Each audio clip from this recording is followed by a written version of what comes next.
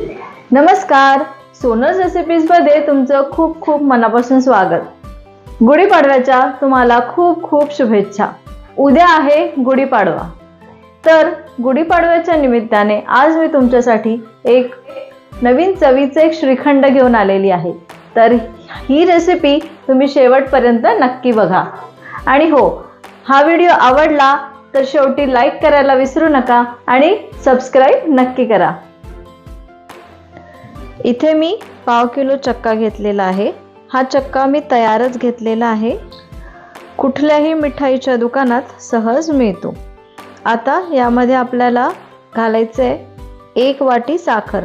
जर वजनी प्रमाणात हा चक्का जर बघितला तर 250 ग्राम आहे आणि जर मी वाटीने मोजलं तर 2 वाट्या हा चक्का आहे। तर 2 वाट्या चक्क्याला मी 1 वाटी साखर घालणार आहे।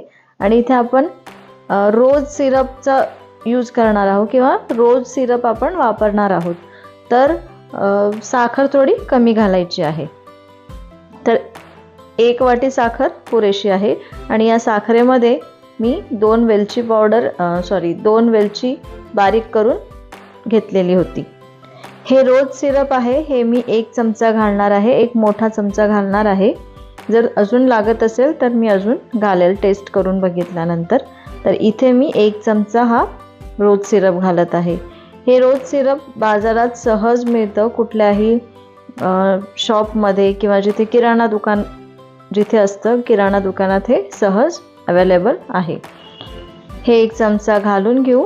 आता यात अर्धा चमचा गुलकंद घालून घेऊ आणि हे छान मिक्स करून घेऊ। इथे मी चक्का चाळायचं विसरलेली आहे, तर आधी तुम्ही पहिले चक्का चाळून घ्या आणि त्यानंतर किंवा चक्का जो आपण चाळणीतून बारीक करून घेतो तसा करून घ्या आणि नंतरच बाकी जिन्नस ॲड करा। आता हे छान मिक्स झालेलं आहे, पण ह्याला मी चाळायचंच राहून गेलं, ते माझ्याकडून राहून गेलं। आता मी काय करणार आहे, हे जे श्रीखंड आहे याला मी साखर वगैरे सगळं मिक्स करून घेतलेलं होतं।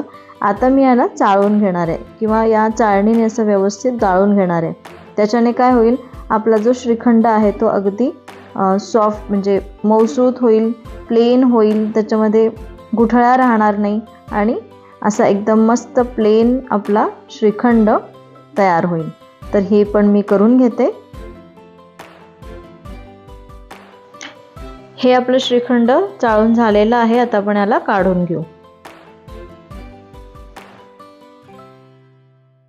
यामध्ये मला रोजचं सिरप किंवा रोज फ्लेवर जो आहे तो थोडा कमी वाटतोय। जर आपलं रोज श्रीखंड आहे तर त्याचा एक फ्लेवर तर यायलाच पाहिजे, म्हणून मी यामध्ये अर्धा चमचा रोज सिरप परत घालत आहे। आणि हे पण छान मिक्स करू आणि आपलं रोज सिरप किंवा रोज फ्लेवरचं श्रीखंड तयार आहे। आता आपण याला सर्व करून घेऊ।